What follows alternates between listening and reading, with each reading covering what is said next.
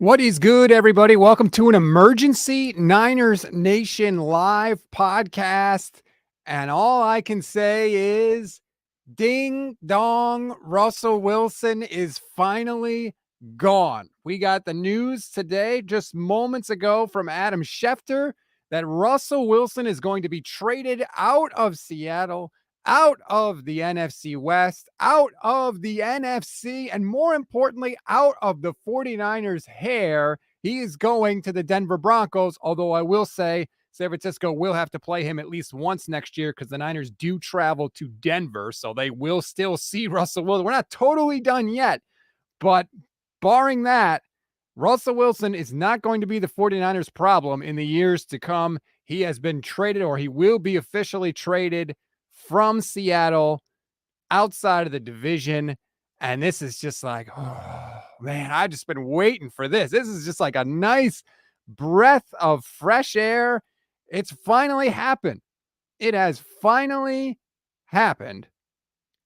And I feel great. This has been a great day for the 49ers in general. Not only do you have Aaron Rodgers deciding that he is going to stay in Green Bay. Well, it would have been better if he went to the AFC, I agree. But he's staying in Green Bay, which is very, very good for the Jimmy Garoppolo trade market. Now you've got Russell Wilson. He's going to Denver, which was a Jimmy trade spot. But there are going to be other teams now, possibly Indianapolis, possibly Pittsburgh, possibly who knows who could be trading for Jimmy Garoppolo. Obviously, it's not going to be Seattle. But so I think the Jimmy trade market is very strong right now. I think this is ultimately a good news. I'm trying to see the compensation. Let's see. Adam Schefter is tweeting about it right now. Forgive me. Let me just read this. Drew Lock is part of the compensation. Seattle's going to get back defensive lineman Shelby Harris, whom Denver considers a locker room leader, along with Drew Lock and multiple picks. Okay. Like, if that's all right. Look, I hope that all the picks are terrible for Seattle, and I hope that this just turns into a complete disaster. Let me add Levin Black here. What's up, Levin? Not Seattle. As I have said, ding dong, Russ is finally gone. Like, can you believe it's real? I mean, we still have to play him next year because we're going to Denver, but like, Russell Wilson is gone. The witch is dead. It's a weird feeling of a bunch of different emotions. Relief, don't have to play him anymore.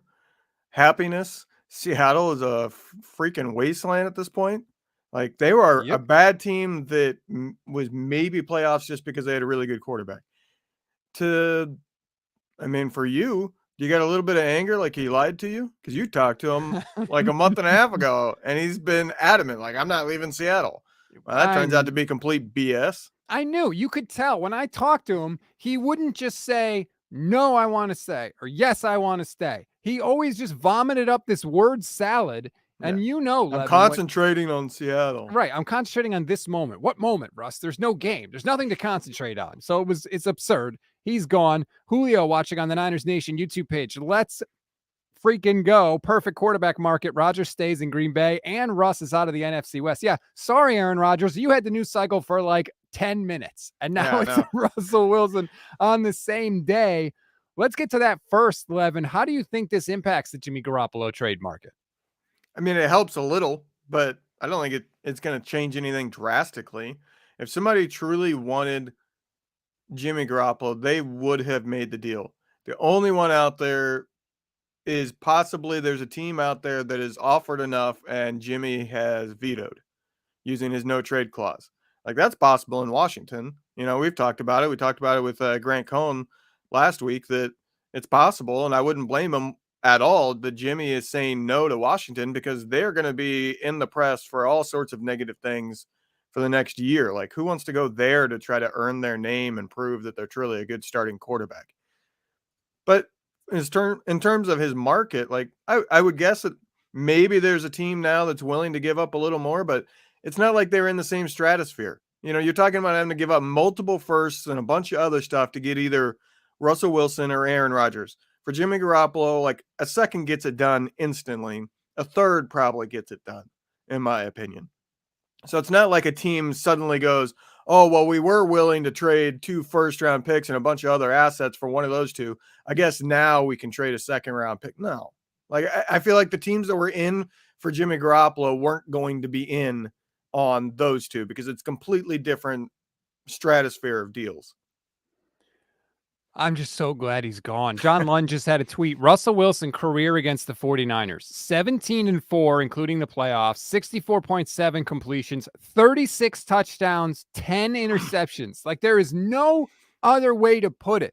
Russell Wilson kicked the 49ers ass for his entire career. Period. End of story. And he is gone now. We are not going to have to worry about that anymore. I'm a little sad because, like, we never beat him, Right. like we never took him down. But if you can't beat him, get him the hell out of the division. And that's exactly what just happened. The NFC takes yet another hit. I mean, it's pretty much in terms of truly elite quarterbacks, it's Aaron Rodgers. Everybody else in the AFC. Like, if you want to give your top 8, 7 of the 8 are probably in the AFC. It's crazy how stacked that conference has become with all the young quarterbacks. Yeah, it's the AFC West. I mean, unfortunately, the Niners have to play the AFC West next year. Mahomes, Herbert, Carr, who's not terrible, and now Russell Wilson. And that group there in Denver, they have a formidable offense. Jerry Jeudy is there. Noah Fant is there at tight end, which Russ really hasn't had like a threatening tight end. They had Jimmy Graham, but he was broke-ass Jimmy Graham. Like, he's in a great spot in Denver. Those games are going to be tough. Those are four just knockdown dragouts on the 49ers schedule. Let's be honest. It flipped. The NFC West, I would have said, is the best conference. With this deal, it becomes the AFC West. The best conference, or not conference, the best division is what I'm meaning. The best division in the NFL has flipped. Russell Wilson flipped it from the NFC West to the AFC West. That division is going to be a bloodbath. Pretty much every single game in that division between two divisional opponents is going to be must-watch game of the week. Yeah, you're kind of right. I mean, I don't blame you.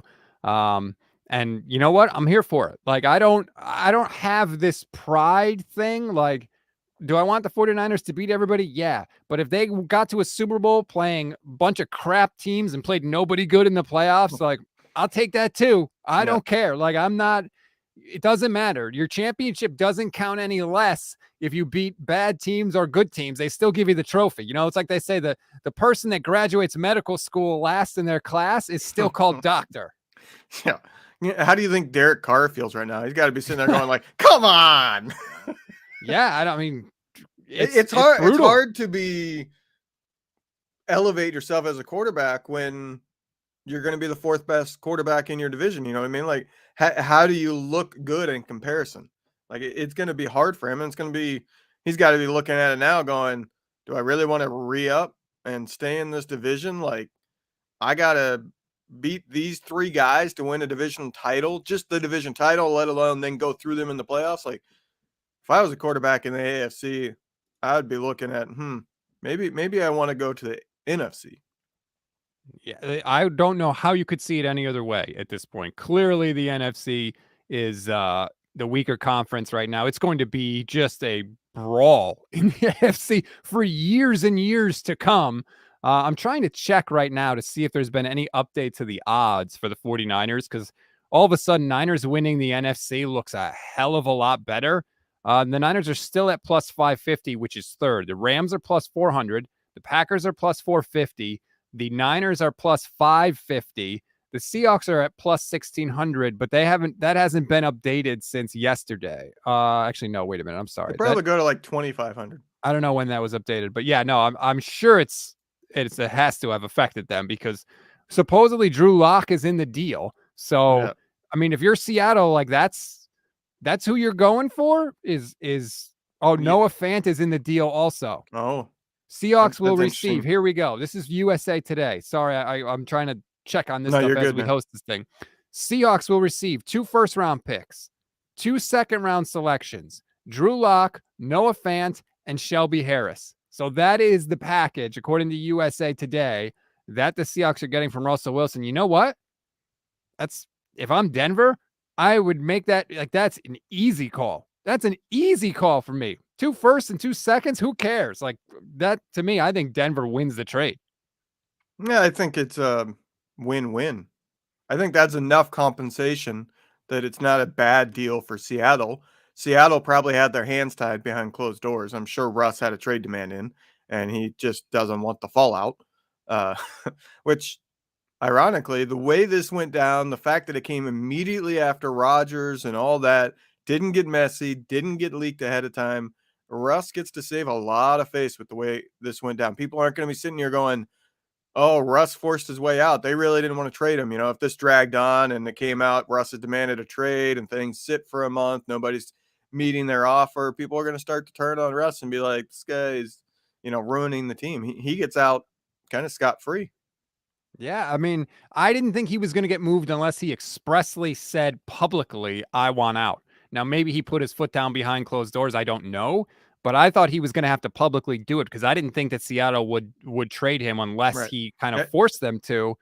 But I mean, maybe I again, think maybe this shows that him and Pete ran their course, that was fractured. Because I think you're right. If there was a chance to salvage it, Seattle would have tried.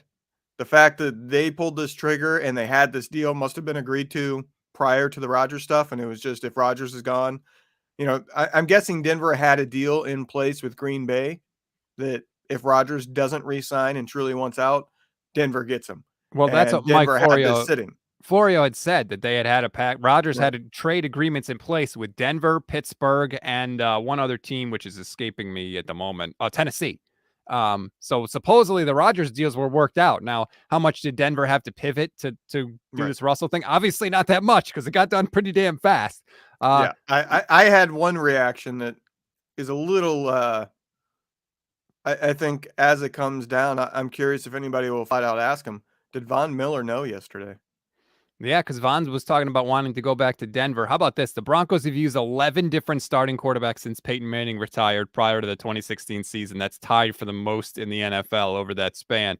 Larry McGurgan, watching on the Niners Nation YouTube page, does the price go up for Jimmy Garoppolo now? I don't think it affects the price for Jimmy Garoppolo. I just think it affects the suitors for Jimmy Garoppolo because I had Denver as a potential primary suitor for him. Obviously, that's not happening now. Obviously, Seattle is not going to be a suitor for Jimmy Garoppolo, although that would be a hell of a story. What do you think in terms of the trade, though? Like, some people are tweeting me, messaging me.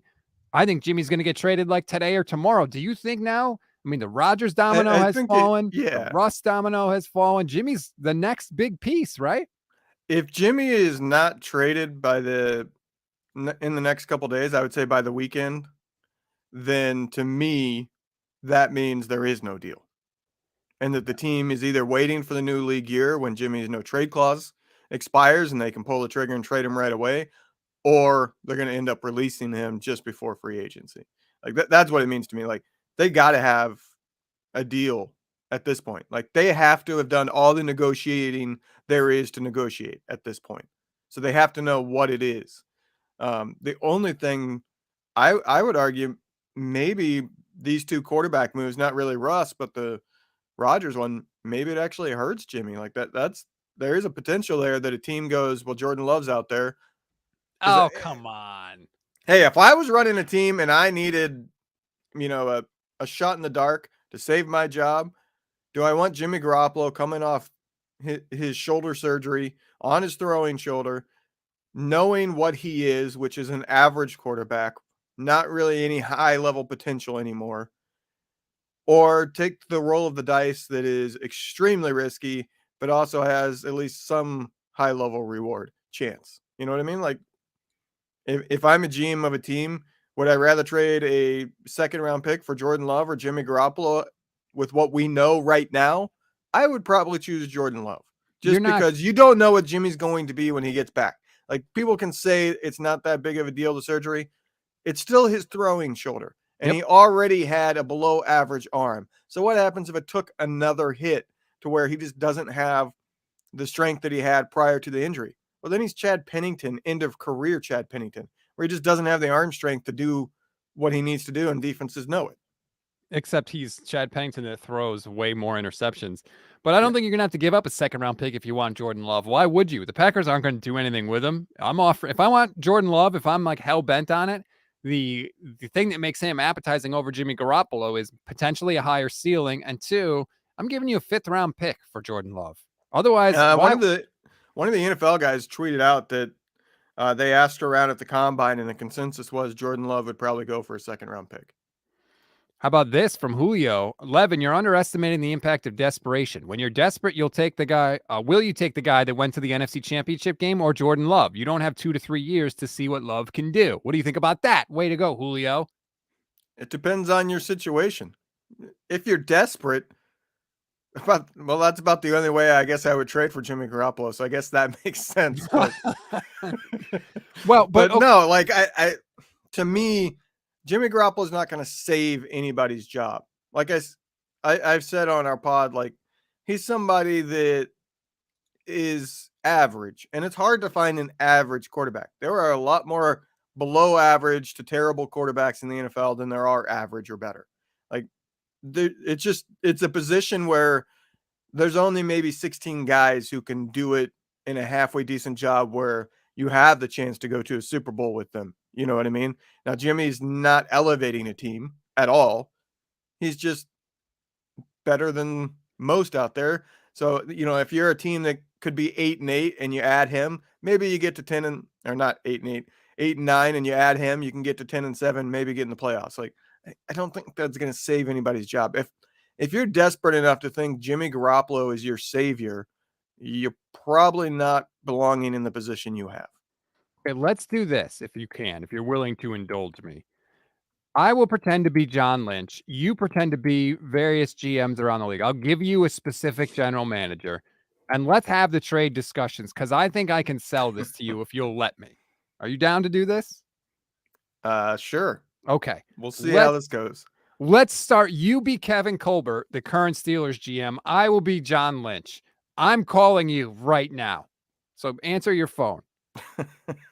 What, do I need to go get my kids' play phone and hold it up to my ear? No, that's good. Although if you do the finger, the pinky and the thumb, most people don't know what you're talking about because most people just have the flat cell phone now. Yeah. That's how old we are. Okay. I got to do this.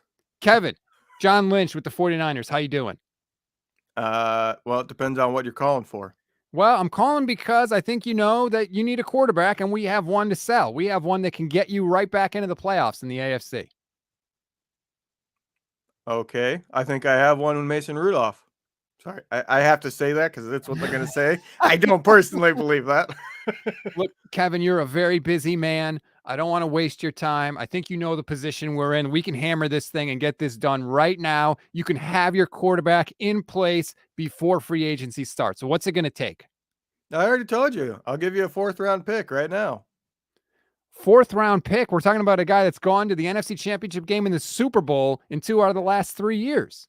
We're talking about a guy that currently can't do anything, can't pass a physical. I don't know what his shoulder is going to be when he comes back. And how'd that NFC Championship game go? What'd he do for you? First of all, right now, before the surgery, he probably throws better than Mason Rudolph. So let's just get that. You saw him in the playoffs. He could still throw the ball. Look, 3rd round pick this year, a conditional pick next year, a 4th or a 3rd, and this thing is done and you can get back to your real life. You're going to have to convince me not to draft a quarterback. I feel like I can draft a quarterback. Sure. I got great receivers here.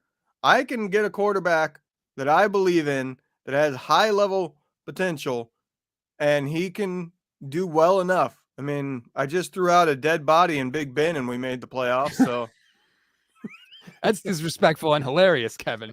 Look, if you want to play the lottery and hope that you can get a rookie that someday is good enough to get you back to the playoffs, that's your business. But I know that Mike Tomlin has never had a losing season as a Steelers head coach, and I don't think he wants to break that streak anytime soon. You have a championship level defense right now. You just said it. You have great playmakers on offense. I can give you a guy that you have seen in 2 out of the last 3 years. You give him a good defense and you surround him with playmakers. And not only can you get to the playoffs, you can make a deep run in the playoffs. You can't afford not to make this trade. Sure I can. There'll be other guys out there. And I know that you're stuck behind a wall there because you got to get rid of them. So do I want to trade you a 4th right now? Yeah, that will get it done. Do I want to trade you a 2nd? No, because the guy's probably going to be a free agent here in 2 weeks if I don't make a deal. And Kevin, I can sign him for whatever I want. Listen, Kevin, I got a lot of other GMs to call on my list. If I'm not trading him to you, I'm trading him to somebody else in your conference, and you're going to have to deal with him. So the question you got to ask yourself is, would you rather have this guy on your team, or would you rather be playing against him with Mason Rudolph or some random rookie that you draft out of one of the weakest quarterback classes we've ever seen? I'll tell you what I'll up it to, and this is my final offer. I'll give you a fourth this year. I'll give you a fourth next year that could become a third if we make the playoffs. Done. Thank you very much. You made a smart decision, Kevin Colbert. Thank you very much. I'm going to call the league office. We'll get that squared away immediately. Good. Now I can retire. Which is the crazy thing, right? Kevin Colbert is not going to be the Steelers GM after the draft this year. Yeah. Because he's deciding to step away. So like he's going to be the guy making this deal if it happens. It's a weird situation in Pittsburgh. Yeah, that is, looking at it from the outside, one of the reasons why they probably do go a veteran, because if you're Mike Tomlin, you're not sitting here going, yeah, sure, pick the quarterback in the draft and then go retire, and I'm stuck with him if it goes bad. No, he probably wants a veteran to where he can stay winning right away. Like Mike Tomlin, I feel, is more respected around the league than he is in Pittsburgh. Like I live in Pittsburgh. It's very 50-50 here in the city, whether people think he's a really good coach or not. I'm stunned by that. Like I feel like if they go out and they have like a 6-11 season because they don't get a quarterback and they really try to run out Mason Rudolph, he probably doesn't survive that. I'm surprised that there are so many people in Pittsburgh that are like, hey, let's just get rid of this guy. Like, trust me, we've seen bad code. We've seen Jim Tomsula. We've seen Chip Kelly. It's bad. But this is a franchise that they've had 3 head coaches going back to the 70s. Right. So they're not a fan base that has seen it blow up in their face. Basically, they haven't hired a coach that has just been a disaster. They don't know what that's like because they've gone from Chuck Noll to Cowher, to Tomlin. Like they have not had a head coaching hire pretty much since 90% of the fan base has been alive that they hired, and it's a Chip Kelly situation where you're like, well, we messed up this one. We got to find somebody else. You know what I mean? Like it's kind of like they think the grass is greener and they don't know that the grass can be on fire on the other side.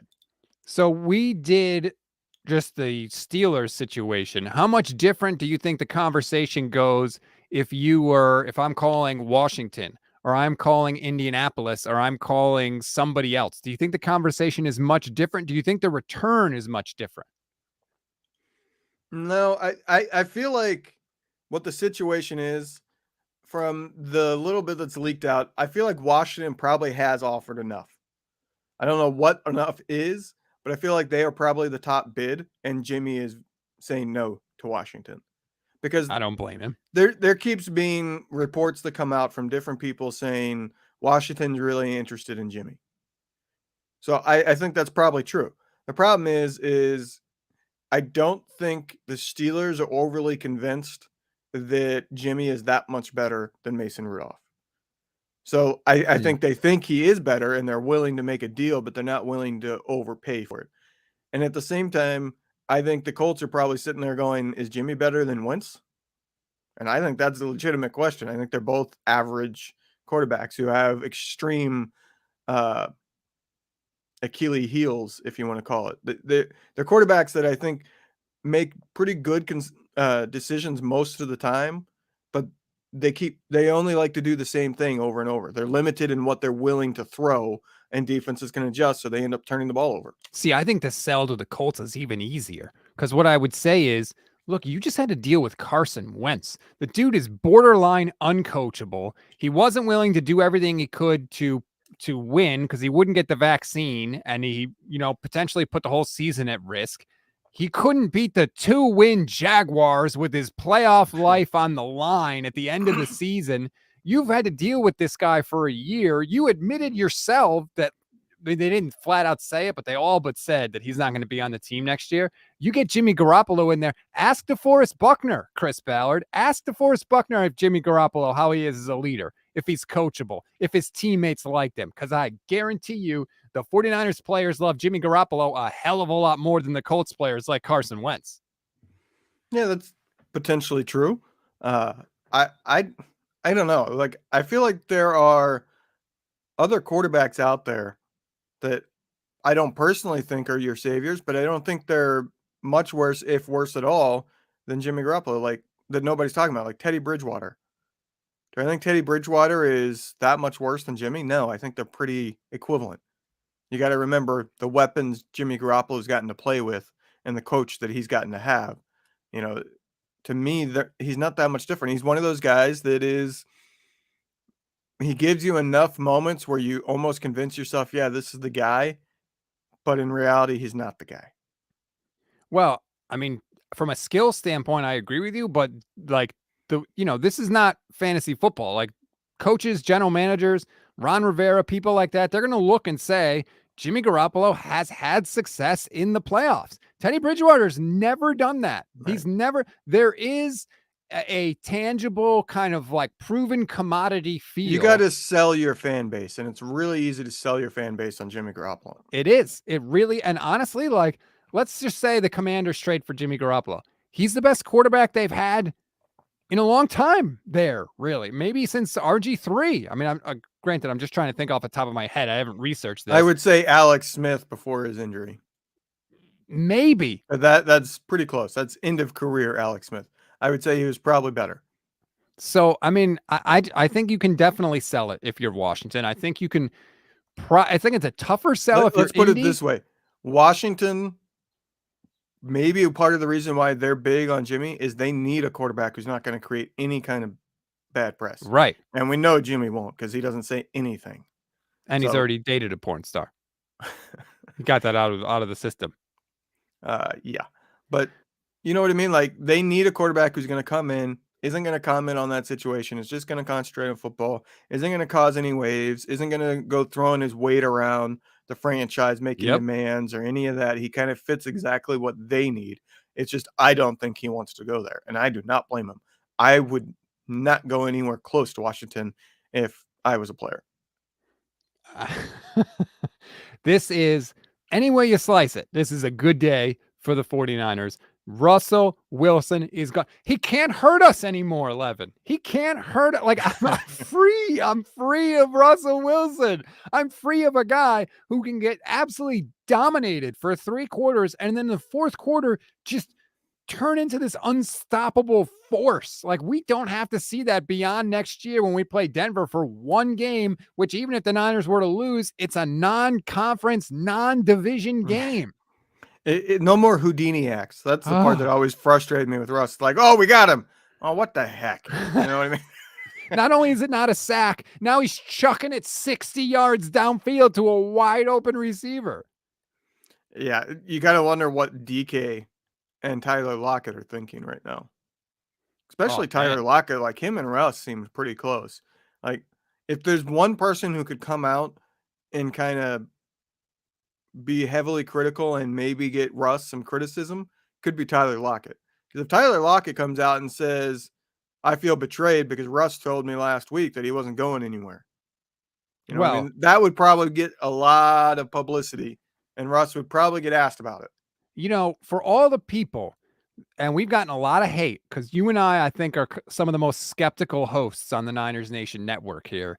For all the people that give us crap because we don't just take what Kyle Shanahan or John Lynch or anybody says at face value, 6 days ago, less than a week, 6 days ago, Pete Carroll said there's no intent to trade Russell Wilson. We have no intention of trading him there. And now he's gone. So, like, I don't want to hear you guys see you guys in my mentions or have you come at me in a Twitter space saying, "Whoa, Kyle Shanahan said this and John Lynch said that." No, this is the season of lying. Words mean nothing. The only thing that matters is what you do. And what happened, what the Seahawks did is traded Russell Wilson. And this trade was definitely agreed to last week, put it that way. I think this trade was sitting in the wings, and it's been just sitting there where Denver goes, look, we'll pull the trigger on that the moment we know Rodgers is out. And the Broncos played that perfectly. Like, that's what they should do. If you're telling me Aaron Rodgers or Russell Wilson, I'm taking Aaron Rodgers. So them sitting and waiting makes perfect sense. And Seattle was just sitting there probably wishing Aaron Rodgers would sign to go back to Green Bay. Man, if I was a Seahawks fan, I would be furious. You couldn't get 3 firsts for Russell Wilson. Right. You couldn't get 3 firsts. You gave up Russell Wilson and a 4th. You got 2 firsts in a draft class that is dry when it comes to super high-end talent.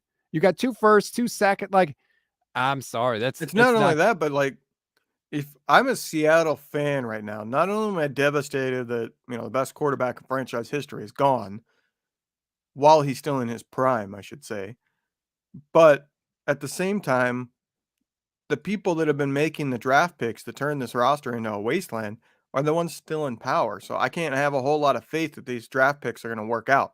It's a Like good the point. last, I saw it earlier.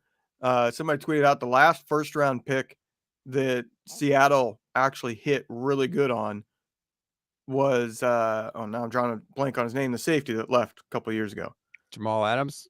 No, the safety that left a couple years ago that they drafted. Well, I don't know. He torpedoed himself. He went to Baltimore. Why am I drawing a blank on his name? Oh, Earl Thomas. Earl Thomas was the last one that they actually hit like a big home run on. I haven't Yeah. gone back to look at all those. Somebody from the national media tweeted out that it's been like a decade since they hit a big home run on a first round pick. Those guys are still there, which if I'm Seattle's brass, like the front office, I'm going, Pete, go retire. Like, what are you doing here? You're not going to be around long enough. I need to get a regime in here that I can build for them and what they want, because you're not going to be around. Like, Pete is the oldest head coach in the NFL. You think he's really going to go through a rebuild, which is 100% what this has to be now? Well, let me ask you this, because I just saw this tweet from our guy Vish Kumaran, who says, when Seattle flips all these assets for Deshaun Watson, getting a better and younger quarterback in the process, I'm going to lose my mind. That's not out of the question. That is not out of the question, right? Yeah, I actually saw the 49ers edit Twitter page. They threw that out there like immediately after this trade. And everybody's celebrating Russ is going to be devastated when Deshaun is there and after he settles all his court stuff. Like, that would be the true like backfire for 49er fans, at least. If Deshaun Watson can settle his court stuff, his legal stuff, and then he ends up in Seattle, to me that's an upgrade. Deshaun Watson is better than Russell Wilson. Yes, and he's younger, which Yeah. is, that's and his contract is worked out. It's not even like, well, they have to re-sign him Right. for a big deal. Like, nope, it's you trade for Deshaun Watson. As again, this is assuming that the legal stuff is situated. Like, you got him. He's locked in. He's young. His contract is done, and you're good. So people are tweeting at me. There's 2 aspects to the Watson stuff. There's a potential criminal component, and then there are 22 civil cases. All right. From what I've been reading, most of the teams are willing to make a trade as long as the criminal stuff is out of the picture. If that is, the civil stuff won't lead to a suspension. I don't think the fact that he sat out last year, I think, helps him, because it's almost like time served. But again, I don't know. The league can do what, Roger Goodell sometimes gets a little crazy with these things. But as long as the criminal component is out of the way, I think you're going to see teams definitely willing to do it. And then, so, we have to wait and see on that. But you can't rule Seattle out for that scenario. And that would be a hell of a switch. If you go from Russ to Deshaun Watson in one offseason, you totally, you've rebuilt, so to speak, in like a matter of months before the season even starts. It would be an incredible Houdini move by the Seahawks. Yeah, and I think Deshaun Watson, DK Metcalf would take off into the stratosphere. I love that word today for some reason, stratosphere. Stratosphere. I'm looking at the odds for the NFC West right now on DraftKings Sportsbook. The Rams are at plus 150. They're the favorites. The Niners close behind at plus 190. Then it's the Cardinals at plus 330, and the Seahawks are dead last to win the NFC West at plus 700. And let me just tell you, if you think Seattle is getting Deshaun Watson, bet the Seahawks right now, because those odds are going to skyrocket if that trade actually goes down. They're not winning the division even if they get Deshaun. That roster is not good. I don't know, man. You get Deshaun Watson with DK Metcalf and Tyler Lockett and now Noah Fant too in the mix there. That ain't bad. That defense is still garbage. Well, that's true. And here's the other thing. If they don't make a trade for, a mobile guy, how's Drew Lock going to survive behind that offensive line in Seattle, which we know is garbage? Drew Lock can't survive behind a good offensive line, so it doesn't matter. Yeah, it is a good day to be a 49ers fan. I think that the Jimmy trade is going to I said all along it's going to happen before the start of the league year. I think it's going to happen the next 2 days. Today is March 8th. Well, apparently we just lost Rob.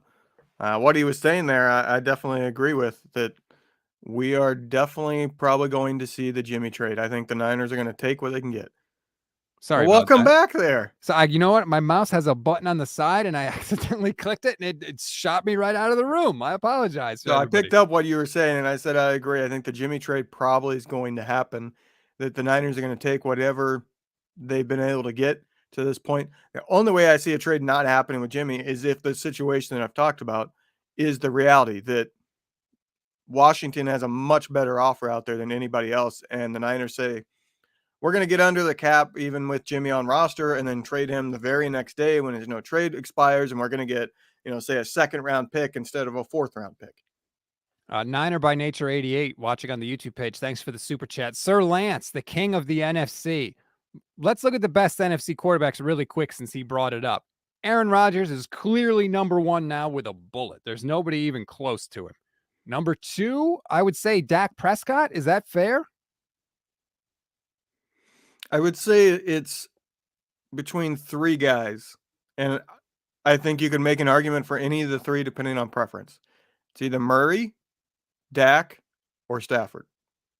Yeah, any order you want, I'm fine with. But like those three, to me, it just depends on if you want to say, oh, well, Stafford just won the Super Bowl. Well, then you go Stafford. If you want to say true talent, I would probably go Dak. If you want to have the high upside, crazy mobile quarterback, you go Murray.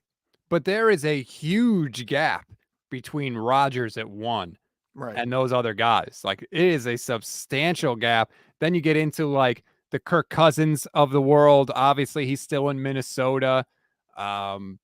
Yeah, I mean, it's really slim. Matt Ryan is probably in that group somewhere. But other than that, like, the Lance stuff, if he's any good at all, Levin, the Niners are going to be right there.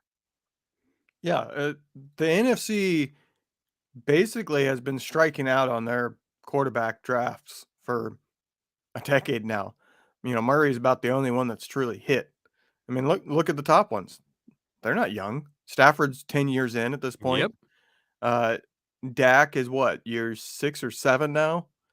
He was a 4th round pick, don't forget. Right, and you got Rodgers, who's obviously been around since 2005. And Murray's the only young one, and there's all kinds of question marks around Murray this year. Heck, right. Murray could be leaving if that continues to go south. I seriously doubt that. I don't feel like they would have extended Kingsbury if Murray was being shipped out. Yeah, I agree. I feel like those two are tied together. Well, they have the same agent too, so you would think that that's all going to get worked out. Hal 9000 says Jimmy G's moving soon. The comment is fine. I'm just terrified that Hal 9000 is watching the live broadcast for the 6 people that know what I'm talking about there. God, I'm so old. All right, they did remake that somewhat recently, didn't they? I don't know. I just know I'm the old dude in most rooms that I'm in now, unfortunately. All right, so that's it for the news of the day. That's it for this emergency podcast. We think. Yeah, well, that's true. We think. Rate, review, follow the Niners Nation Podcast Network. Oh, Hey There was supposed to come out today with Javier Vega and Leo Luna, but when Russell Wilson gets traded, sorry, man, like, you get bumped. So maybe I can still put that together and put it out later tonight for people that are interested. Russell Wilson is gone. He can't hurt us anymore. The sky is the limit for what did Michael Jordan say? The ceiling is the floor for Trey Lance. It's all set for the Niners, Levin. It is all lining up perfectly for them, assuming Trey Lance is not a train wreck. Yeah, that's obviously the kicker. Trey Lance, if he's the real deal, the Niners are probably looking at a decade of dominance.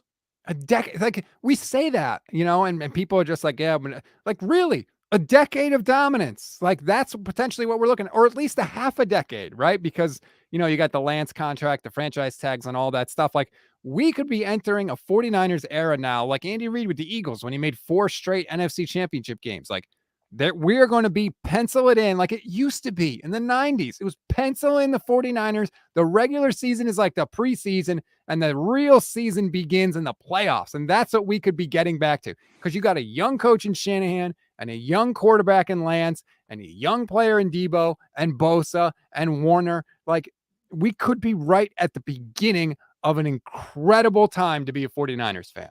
Yeah, I was saying this a decade ago, so fingers crossed. Well, we did say could. It's not a lock. I mean, where were we a decade ago? We got a dominant young player on the defensive end at Aldon Smith. Yeah. We got the quarterback of the future, just dominated the playoffs, made it to the Super Bowl, should have won the Super Bowl, and Colin Kaepernick and Young coach in Harbaugh. Yeah, like it 2 years later, we were all crying. You could see that's true. I mean, you can look, it can clearly go off the rails, right? God, why did you have to say that? You just human wet blanket, Levin Black, just totally killing my buzz. Damn it, man. It's the truth. We got to wait and see. Now, luckily, this time around, specifically due to that last situation, we have a GM and a head coach who are on the same page. Yeah, unless our GM leaves to go do television. Yeah, but you would think then it's Adam Peters, and him and Shanahan already have 5-6 years working together. True. So let's see. But this is a day to be excited. For a day where nothing directly involved the 49ers, this is about one of the best days of the offseason that you can have. Stay locked into the Niners Nation Podcast Network. If you haven't followed yet, please do. If you already follow, thank you very much. If you please take the time and leave us a 5-star rating, it really, really helps make a difference. If you want to support us in any way, that is the absolute best thing you can do for us. Please hook that up. Levin, thank you for hopping on in short notice. I really appreciate it.